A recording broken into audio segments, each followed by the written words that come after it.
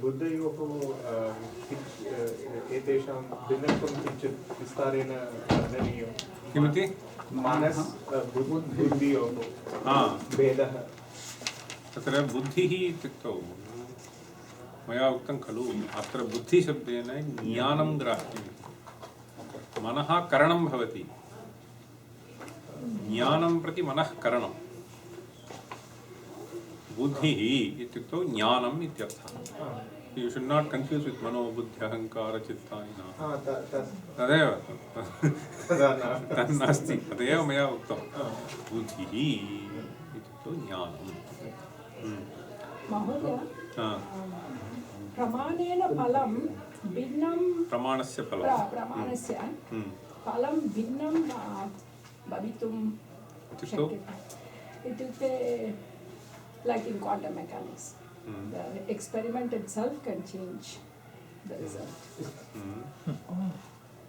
सत्यं, तत्र येन प्रमाणेन वयं पश्यामः तदनुगुणमेव फलं भवति। प्रमाणम् इत्युक्तौ इदानीं I wear some glass, then I get some 3D, तदेव फलं। तत्र यथा प्रमाणं भवति तथा फलं भवति। So it's individualistic. यथा प्रमाणं तथा फलम्। अतएव तत्र दृष्टिभेदात् दृश्यभेदः भवति इत्यत्र तत्र केवलं सन्निकर्षः इति एतावन्मात्रं नास्ति। तत्र संस्कारोऽपि फलजनकः भवति।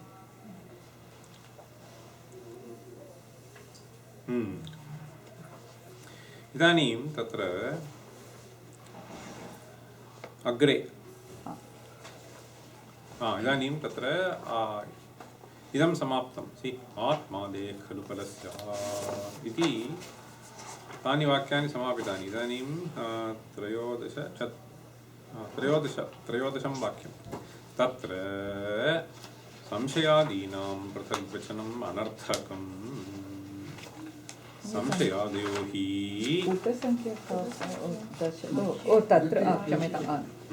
पङ्क्तिसङ्ख्या। तत्र संशयादीनां पृथग्वचनम् अनर्थकम्।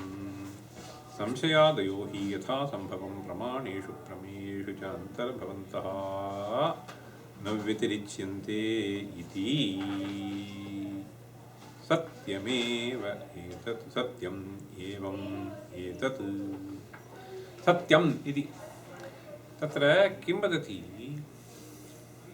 तत्र प्रमेयशब्देन यद्यपि 12 पदार्थाः अत्र गृहीताः, अथापि सामान्यतः प्रमेयशब्दस्य व्युत्पत्तिः प्रमाविषयः इत्येव वर्तते।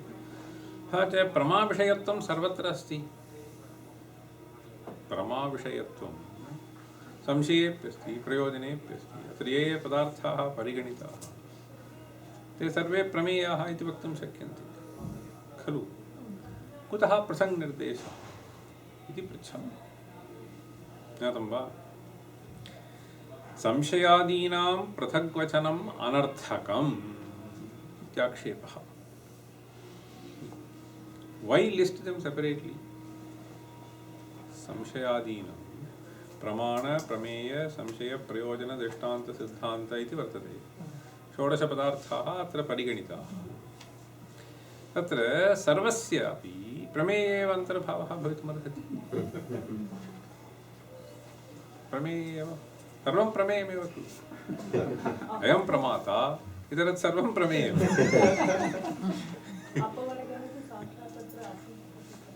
कुत्र अपवर्गः इति प्रमेये। प्रमेये कश्चन पदार्थः। अदेव मया उक्तं तत्र वस्तुतः तत्र अत्रापि तत्र यद्यपि प्रमेयम् इति मत्वा प्रमेयप्रतिबोधकं सूत्रम् एकं रचयति, तत्रापि 12 पदार्थाः एव उक्ताः। अन्येपि पदार्थाः रूपं, रसः, गन्धः इत्यादिकं वक्तुं शक्यते खलु। न परिगणितं। वस्तुतः प्रमेयं तु अपरिसङ्ख्येयं भवति। प्रमेयं तु अपरिसङ्ख्येयमेव भवति। परन्तु कुतः 12 पदार्थाः तत्र गृहीताः इत्युक्तौ तत्र एतच्छास्त्रे एतेषां पदार्थानां विवेचनेन अत्र कथितः अपवर्गः सिद्ध्यति इति कृत्वा एवं तत्र प्रमेयपदार्थाः परिगणिताः इति तत्र विशेषतः विचारः भवितुमर्हति। अत्र स्वयमेव पृच्छति संशयादीनां पृथग्वचनम् अनर्थकम्। संशयादयो हि यथासम्भवम् इति कथयति। यथासम्भवं वस्तुतः प्रमाणं प्रमेयम् इति तत्र आदौ पठितं। तत्रैव अन्तर्भवितुमर्हन्ति खलु। प्रमेयेषु च अन्तर्भवन्तः न व्यतिरिच्यन्ते इति आक्षेपः। तदानीम् उच्यते सत्यम्। I agree. ज्ञानस्य एव प्रमात्मकः भ्रमात्मकः भवति, संशयात्मकः भवति। अतः प्रमाणं संशयः नहीं यद्वा तद्वा भवतु, संशयः अस्ति इति प्रतीयते न वा? तत् प्रमेयं न वा? नहीं तत् प्रमेयं न वा? मम संशयः आसीत्, इदानीं संशयो निवृत्तः इति इदानीं वक्तुं शक्यते। तथा च संशयरूपः यः पदार्थः सः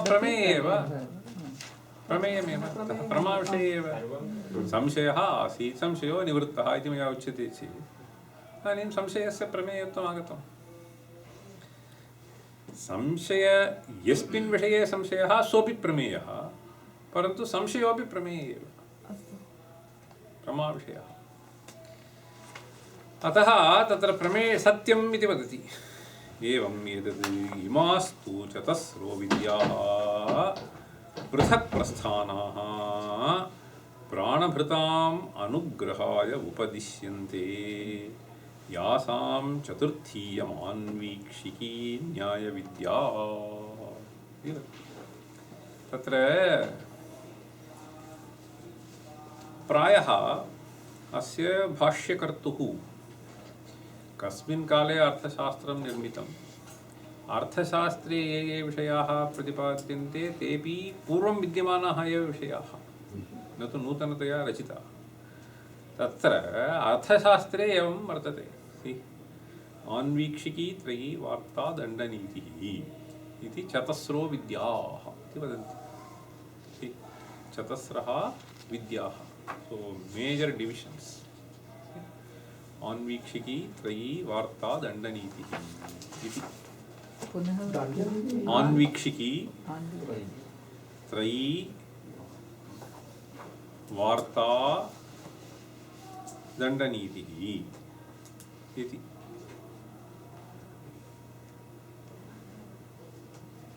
आन्वीक्षिकी त्रयी वार्ता दण्डनीतिः। एतानि सर्वाणि तत्र विद्यायाः चातुर्विध्यं, 4 मेजर् ब्राञ्चस्। इदानीं सैन्स् आर्ट्स् इति वक्तुं शक्यते। तत्र सैन्स् मध्ये अवान्तरभेदः, आर्ट्स् मध्ये अवान्तरभेदः, म्यूसिक् डान्सिङ्ग् इत्यादि सर्वम् एवं वक्तुं शक्यते सामान्यतः।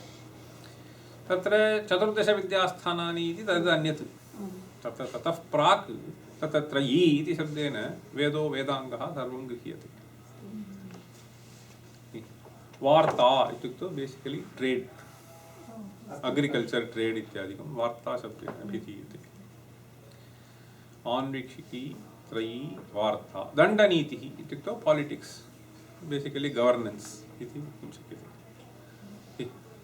सो गवर्नेन्स्, अग्रिकल्चर् अण्ड् ट्रेड्, त्रयी इत्युक्तौ वेद रिलेटेड्, आन्वीक्षिकी लाजिक्, लाजिक् अण्ड् एपिस्टेमोलजि। Economics अपि दण्डनीतिः। Economics अपि it will have border in various things.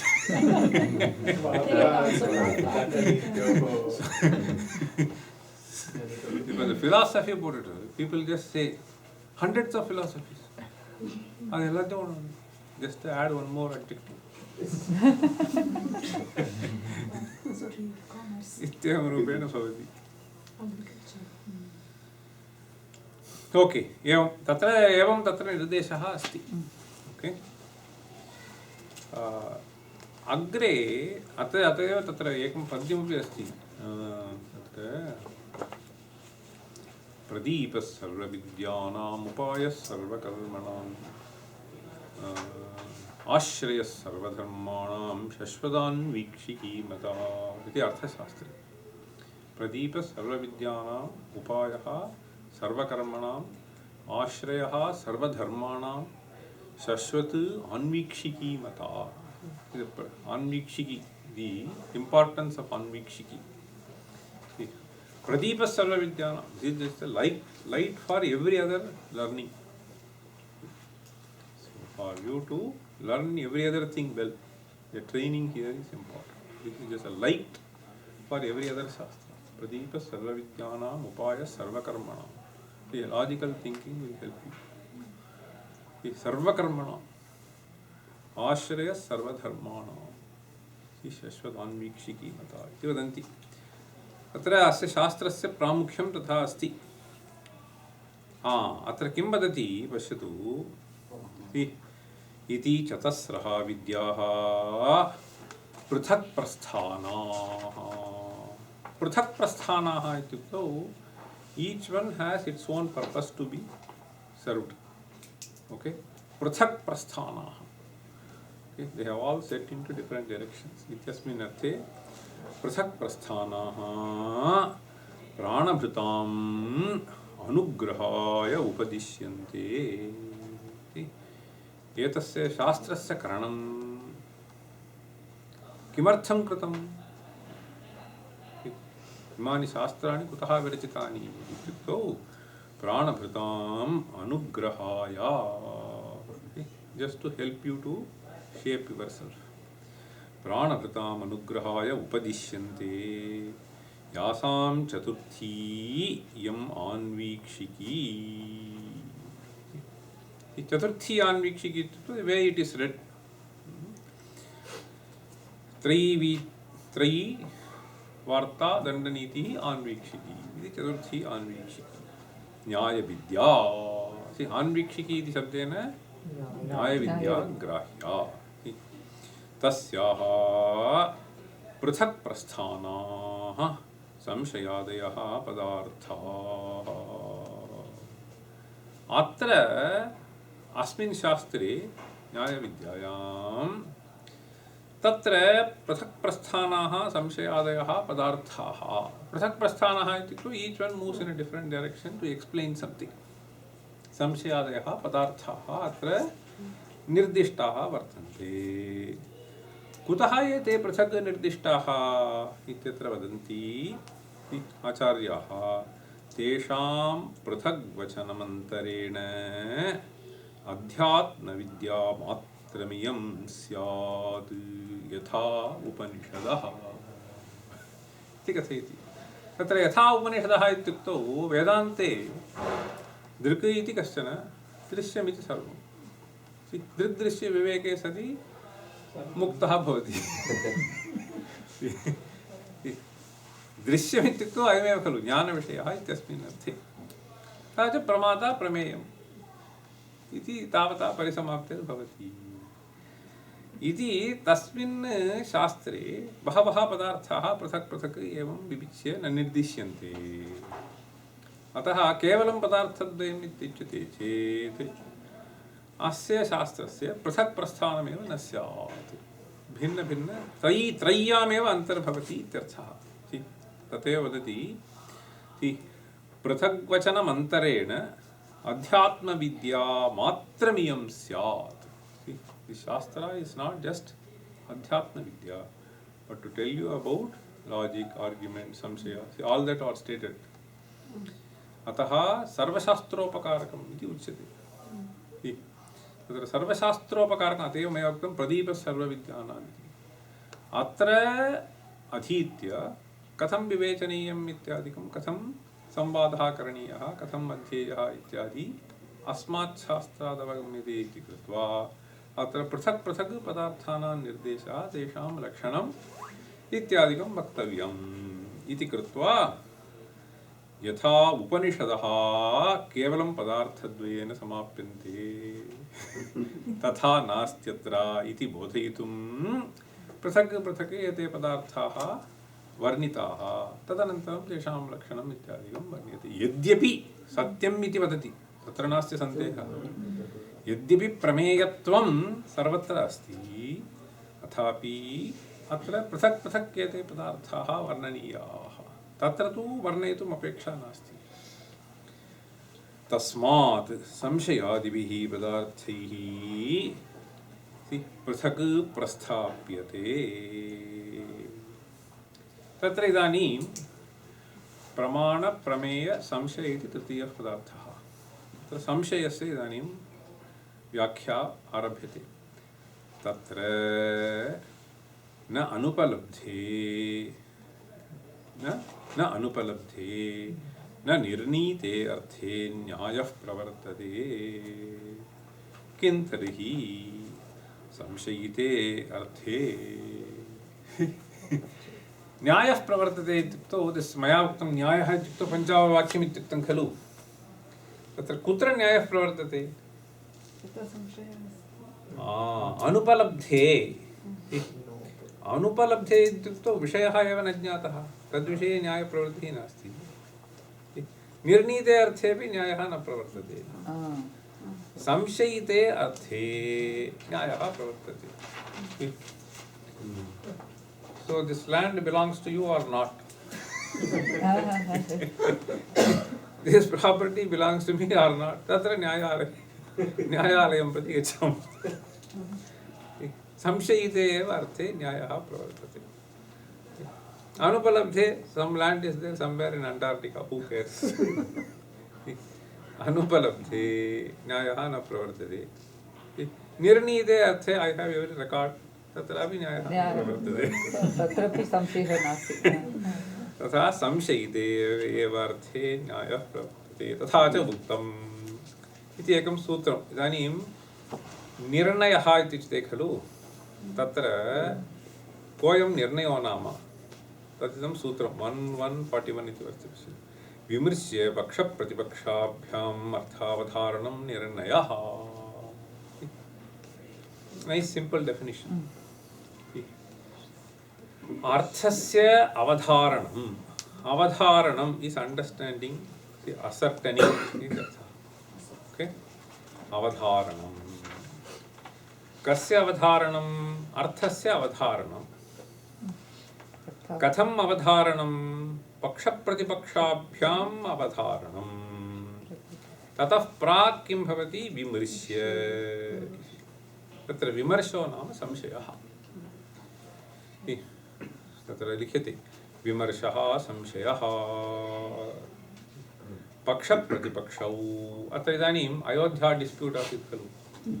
There were two fellows. Okay? Each fellow puts his own न्याय। Okay? तत्र विमृश्य पक्षप्रतिपक्षाभ्याम् एकः पक्षः अयोध्या रामस्य प्रदेशो नास्ति इति कथयति। अत्र नासीत् रामः। अपरः पक्षः अत्रैव आसीत् इति कथयति।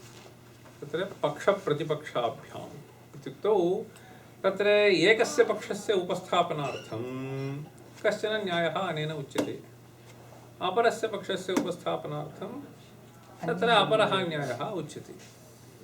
तदेव अत्र पक्षप्रतिपक्षाभ्याम् अर्थावधारणम्। So each one presents their own argument. तत्र अनन्तरम् उभयं श्रुत्वा तत्र अर्थनिर्णयः, तस्यैव निर्णयः इत्यर्थः। अत्रैव अग्रे सूत्रसङ्ख्या यदस्ति तत् न्यायसूत्रस्य एवं अग्रे वर्तते। विमृश्य विमर्शः संशयः। तत्र पक्षस्य उपस्थापनं प्रतिपक्षस्य उपस्थापनम् अनन्तरं संशयः भवति। तदनन्तरं कुत्र युक्तिः वर्तते इति अवधारणं कृत्वा उद्घोषणा क्रियते। स एव निर्णयः। अवधारणं निर्णयः विमर्शः संशयः। पक्षप्रतिपक्षौ what you understand from that? न्यायप्रवृत्तिः इत्यर्थः। पक्षस्य उपस्थापनं पञ्चावयववाक्येन, प्रतिपक्षस्य उपस्थापनं पञ्चावयववाक्येन। अर्थावधारणं निर्णयः तत्त्वज्ञानम् इति। सचायं किंस्वित् इति भाव्यते। किंस्वित् किंस्विद्ति वस्तु विमर्शमात्रम् अनवधारणं ज्ञानं संशयः. What is संशयः? No, this is निश्चयः. अवधारणं निश्चयः, अनवधारणं संशयः. इदं कस्य कस्मै दातव्यम् इति अनवधारणात्मिका या स्थितिः, without any certainty. अनवधारणं ज्ञानं संशयः. मया इदानीम् अत्र आगन्तव्यं वा न वा? आगन्तव्यम् इत्यत्र काचन युक्तिः, नागन्तव्यम् इत्यत्र काचन युक्तिः. ज्ञानं तादृशं ज्ञानं संशयः. अत्र कथयति पश्यतु. स च प्रमेये अन्तर्भवन् एवमर्थं पृथगुच्यते इति. यद्यपि अस्य प्रमेयत्वं वर्तते, अथापि विशेषेण अस्मिन् शास्त्रे एतत् सर्वं प्रतिपाद्यम् इति कृत्वा पृथक् निर्देशः कृतः इत्यर्थः. इदानीं गच्छतु. प्रमाण, प्रमेय, संशय, प्रयोजनं. प्रयोजनस्य व्याख्यानम्. अथ प्रयोजनं. What is प्रयोजनं? A beautiful definition. येन प्रयुक्तः प्रवर्तते तत् प्रयोजनं. येन प्रयुक्तः प्रवर्तते तत् प्रयोजनम्. इत्युक्तौ कोऽर्थः? यमर्थम् अभीप्सन् जिहासन् वा कर्म आरभते. Impelled by which this fellow sets into action, that is prayojanam. येन प्रयुक्तः प्रवर्तते तत् प्रयोजनं. यमर्थम् अभीप्सन् जिहासन् वा कर्म आरभते तत्. अत्र वदति तेन इत्युक्तौ प्रयोजनेन. तेन अनेन प्रयोजनेन न केवलं मनुष्यः, सर्वे प्राणिनः, सर्वाणि कर्माणि, सर्वाश्च विद्याः व्याप्ताः. तत्र अस्य शास्त्रस्य रचनं मया क्रियते इत्यत्र किं प्रयोजनम्? एकं प्रयोजनं. सर्वाः विद्याः, सर्वाणि च कर्माणि, सर्वे प्राणिनः. Mosquito comes and sits and bytes. अत्र प्रयोजनं रक्ताकर्षणं. सर्वप्राणिनः, सर्वे प्राणिनः, सर्वाणि कर्माणि, सर्वाश्च विद्याः व्याप्ताः. तदाश्रयश्च न्यायः प्रवर्तते.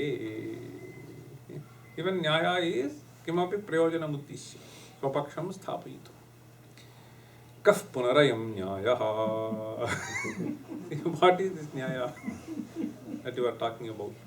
प्रमाणैः अर्थपरीक्षणं न्यायः. प्रमाणैः अर्थस्य परीक्षणं इति न्यायः. अर्थस्य परीक्षणं क्रियते, तत्र प्रमाणमूलकं स्यात्. तदेव तत्र कालिदासस्य व्याख्याताः मल्लिनाथः नामूलं लिख्यते किञ्चित् नानपेक्षितम् उच्यते इति वदति. न अमूलं लिख्यते किञ्चित् न अनपेक्षितम् उच्यते. मया यद्यदुच्यते नामूलम् इत्युक्तौ तत्सर्वं प्रमाणमूलकम् इत्यर्थः. नामूलं लिख्यते किञ्चित् नानपेक्षितम् उच्यते इति कथ्यते. प्रमाणैः अर्थपरीक्षणं प्रत्यक्ष. इदानीं वदति पश्यतु. प्रत्यक्ष आगमाश्रितं च अनुमानम्. अनुमानम् इति तत्रापि दोषः. प्रत्यक्ष आगमाश्रितम् अनुमानम् सा अन्वीक्षा. So this term अन्वीक्षिकी इति कथम् उत्पद्यते इति अत्र सूचयति. अत्र पश्यतु, अनुमानम् इति उच्यते. विशिष्य न्यायशास्त्रस्य पञ्चावयववाक्यम् इत्युक्तं खलु, तदेव मूलम् इति. अत एव अन्वीक्षा इति नाम। तत् अन्वीक्षा इत्युक्तौ अनुईक्षणम् इति आयाति। ईक्षणम् इत्युक्तौ सूक्ष्मतया दर्शनं, तदेव ईक्षणं भवति। अनु इत्युक्तौ पश्चात् इत्यर्थः। किमनु ईक्षणम् इत्युक्तौ प्रत्यक्षमनु ईक्षणम् अथवा आगममनु ईक्षणम्। This Bhumi is belonging to Ram Janma Bhumi, so dispute on that. Who is to say? I was not there 1500 years before, 500 years before, 2000 years before. Tatra agamamanu. Kadachit pratyakshamanu ikshanam, kadachit agamamanu ikshanam. When the whole science is like this, if you just see. You have either pratyaksha as basis or sabda as basis. Then you make further investigation, inquiry, inference and so on. Atra pratyaksha agama shritam anumanam. Solely dependent on that. Sa anviksha pratyaksha agamabhyam ikshitasya arthasya anvikshanam anviksha. Jnatam va? प्रथमतः प्रत्यक्षेण आगमेन वा यः अर्थः ज्ञातः तस्य पुनः ईक्षणम्।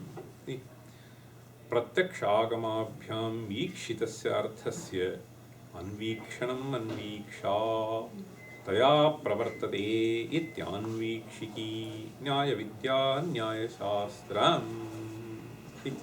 आन्वीक्षिकी इति वक्तुं शक्यते, न्यायविद्या इति वक्तुं शक्यते, न्यायशास्त्रम् इति वक्तुं शक्यते।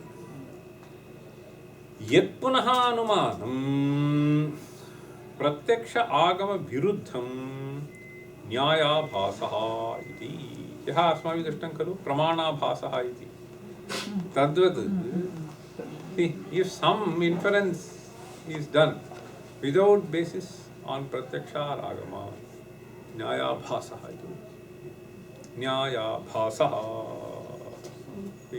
Suppose somebody says agnihi anushnaha padarthatvat ghatavat. Suppose somebody says agnihi anushnaha padarthatvat ghatavat. Padarthatvam asti, kritakatvam asti. So you say something drishyatvat ghatavat. तथा दृश्यत्वम् इति अग्नौ अपि अस्ति, परन्तु अनुष्णत्वं भवति वा? तत् प्रत्यक्ष विरुद्धम्. You can make inference, give some reason. तदानीं न्यायाभासः इत्युक्तौ हेत्वाभासः दोषः वर्तते. प्रत्यक्ष आगमाश्रितम् अनुमानं तद्विरुद्धं भवति चेत् न्यायाभासः. Beautifully said. यत् पुनरनुमानं प्रत्यक्ष आगम विरुद्धं न्यायाभासः सः इति. So इदानीं जातं प्रमाण प्रमेय संशय प्रयोजन इति चत्वारः पदार्थाः. दृष्टान्त सिद्धान्त अवयव तर्क वाद जल्प वितण्डा इति एते पदार्थाः भवन्ति. तत्र मध्ये वाद जल्प वितण्डा is just taken up that. तत्र वादजल्पौ सप्रयोजनौ वितण्डा तु परीक्ष्यते.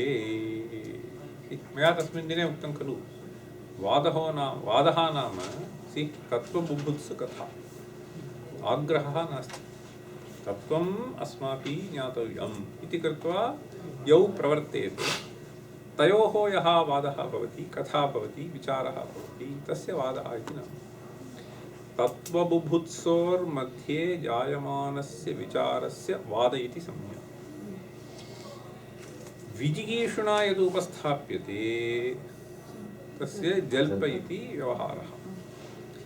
विदण्डा इत्युक्तौ तत्र स्वपक्षस्थापनमपि नास्ति, तस्य पक्ष एव नास्ति, केवलं खण्डनमात्रपरा विदण्डा इति.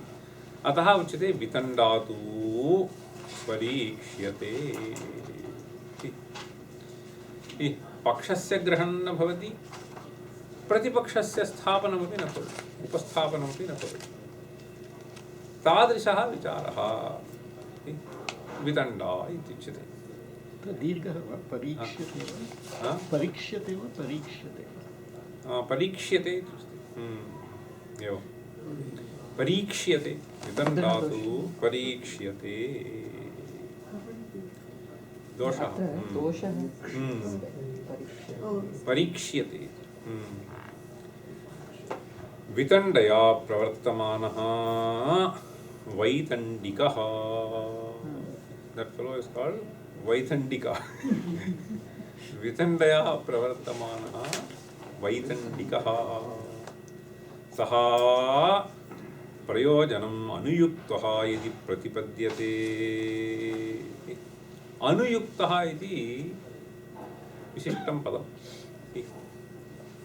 अनुयुक्तः इत्युक्तौ अस्माभिः एवम् अवगन्तव्यम् अनुयुक्तः नाम पृष्टः इत्यर्थः कृतप्रश्नः यः सः अनुयुक्तः अस्माभिः किमपि उच्यते इदानीं तमुद्दिश्य कश्चन प्रश्नः इदानीं त्वया अस्य उत्तरं वक्तव्यम् एतत् कथम् इति वादे प्रश्नः भवति चेत् यम् उद्दिश्य अयं प्रश्नः क्रियते सः अनुयुक्तः इत्युच्यते कथं स शब्दः जातः इत्युक्तौ मया चिन्त्यते अनु इत्युक्तौ प्रश्नमनु प्रश्नमनु युक्तः युक्तः means that fellow is tied to that बद्धः in actual argument if I am posing a question if you are not able to respond then you are defeated इदानीं प्रश्नमेव न शृण्वन्ति स्वयं किमपि वदन्ति सः अनुयुक्तो न भवति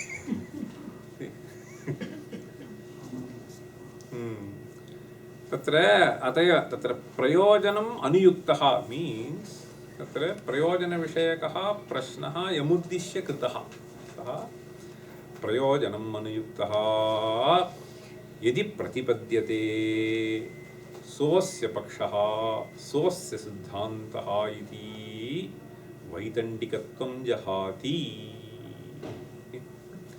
इदानीं वितण्डा इति कदा निश्चीयते इदानीं द्वयोः विचारः भवति तत्र विचारं श्रुत्वा तदनुगुणं तस्य वर्णनं कर्तव्यम् विचारं श्रुत्वा तदनुगुणं तत्र वर्णनं कर्तव्यं भवति कथा कीदृशी कथा एवं वादो वा जल्पो वा विदण्डा वा केवलं संवादो वा इति तदनन्तरम् अत्र निश्चयः कर्तव्यः अत एव एते कथयन्ति अत्र तदा वैतण्डिकत्वं जहाति इत्युक्तौ यदि अन्येन उक्तं शृणोति अयं विषयः तेन प्रतिपादितः इति श्रुत्वा त्वया यः न्यायः प्रदर्श्यते स न्यायः न युक्तः इदानीं मया न्यायः प्रदर्श्यते इत्यादिरूपेण यदा भवति तदा वैतण्डिकत्वं जहाति अतएव वदति तत्र वदतु अनुयुक्तः यदि प्रतिपद्यते यदि जानाति तत्र पक्षप्रतिपक्षाभ्यां वादः प्रवर्तते तत्र अन्येन उक्तम् अर्थं यदि जानाति यदि प्रतिपद्यते स्वस्य पक्षः अस्य अयं पक्षः अस्य अयं सिद्धान्तः इति यदा जानीयात् तदा वैतण्डिकत्वं जहाति अथ न प्रतिपद्यते नायं लौकिकः न परीक्षकः नायं लौकिकः न परीक्षकः so that fellow has to be ignored like a mad fellow laukikah means normal fellow parikshakah is examining fellow shastra chintakah ityarthah parikshako nama shastra chintakah अन्ये लौकिकाः भवन्ति अयं तु वैतण्डिकः न लौकिकः न वा परीक्षकः मूर्खवद् उपेक्षणीयः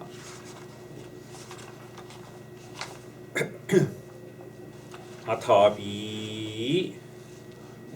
परपक्षप्रतिषेधज्ञापनं प्रयोजनं ब्रवीति एतदपि तादृगेव It is an interesting thing.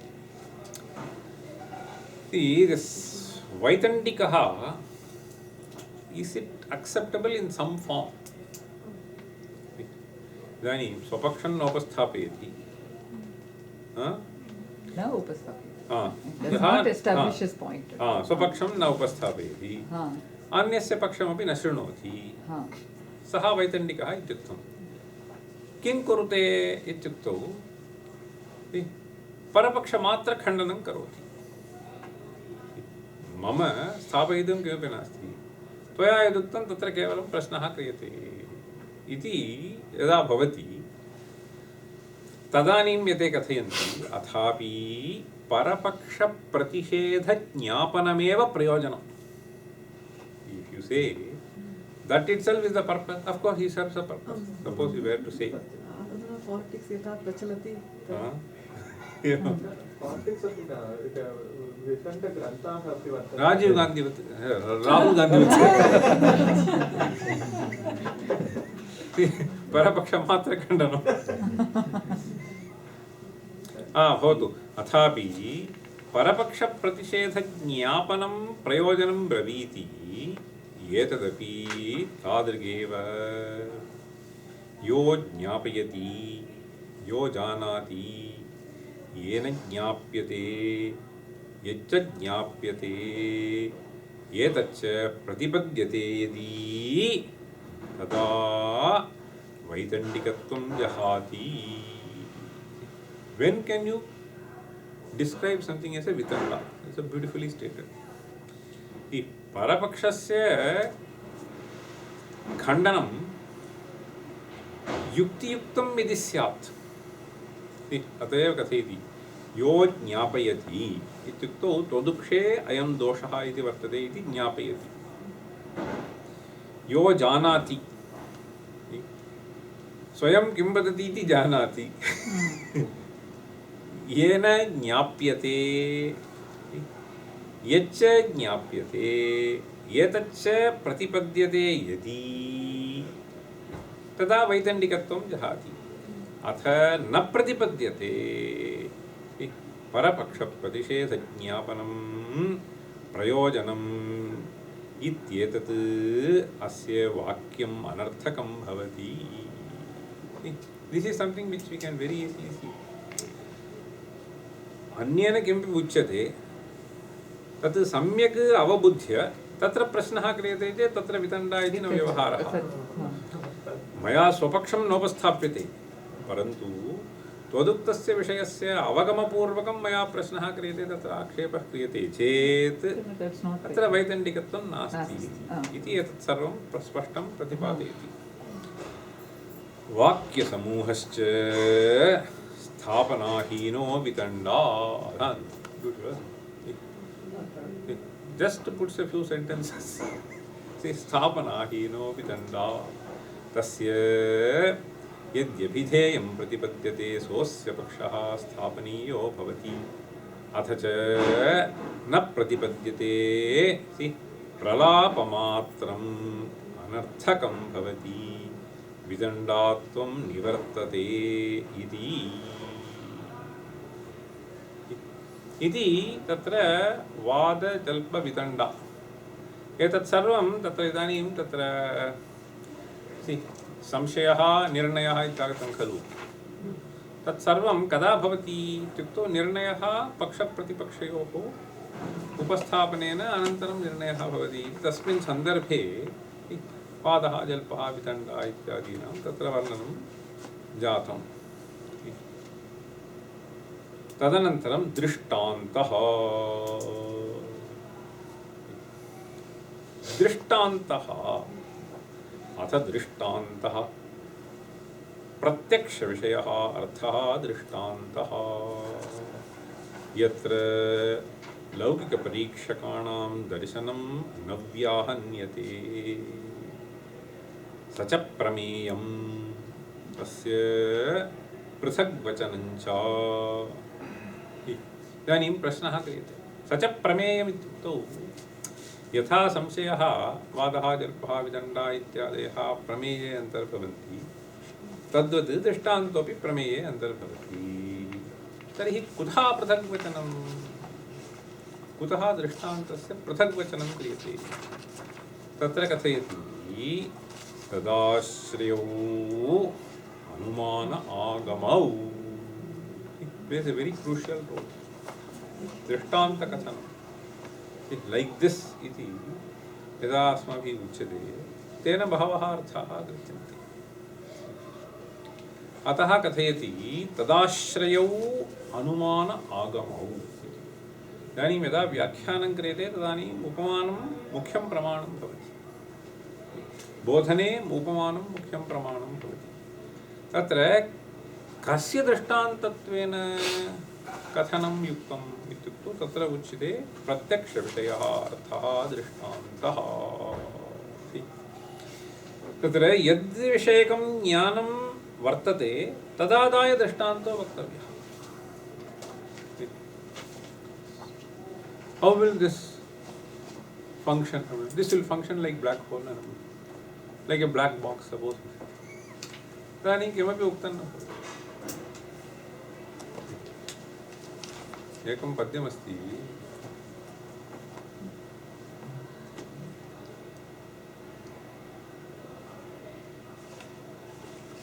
येनेदं शाम्यति इत्येवं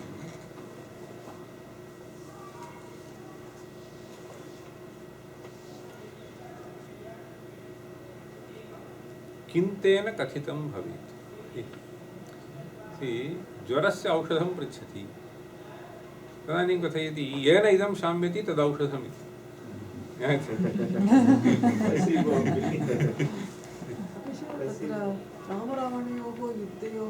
तत्र तु उपमा नास्ति इत्यत्र रामरावणयोर्युद्धं रामरावणयोरिव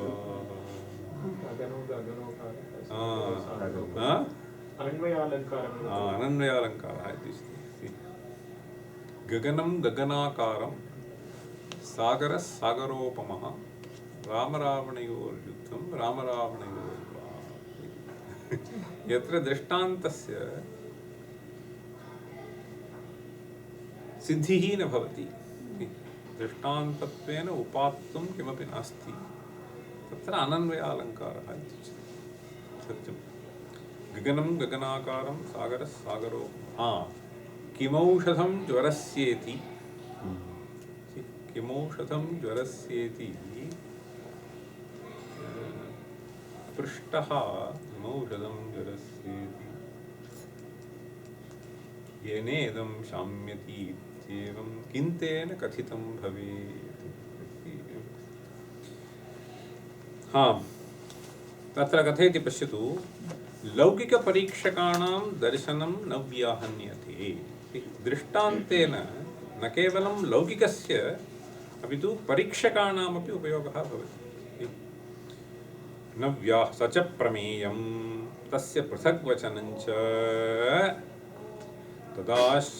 तदाश्रयौ अनुमान आगमौ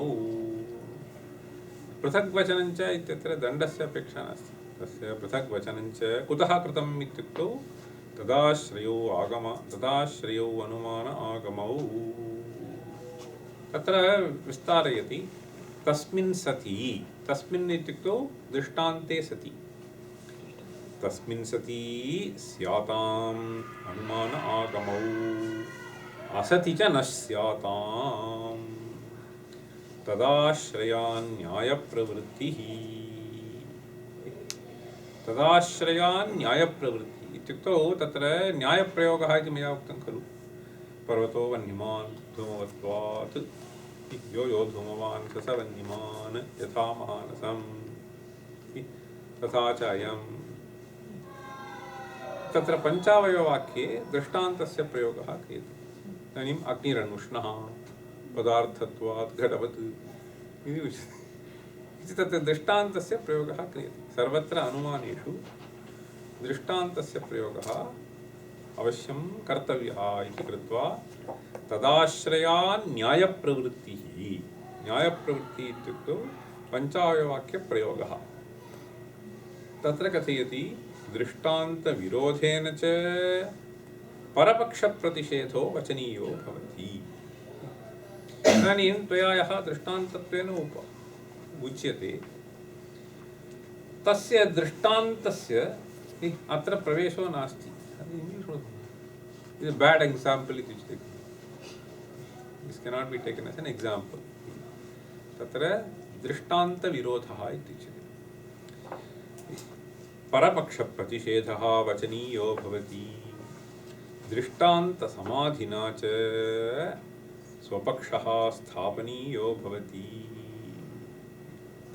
नास्तिकश्च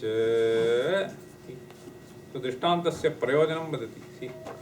नास्तिकश्च दृष्टान्तम् अभ्युपगच्छन् नास्तिकत्वं जहाति. This drishtanta plays a very important role in making people understand. नास्तिकत्वं जहाति अनभ्युपगच्छन् किं साधनः परम् उपलभेता निरुक्तेन च दृष्टान्तेन शक्यम् अभिधातुम्. अत्र सूत्रं ब्रूते.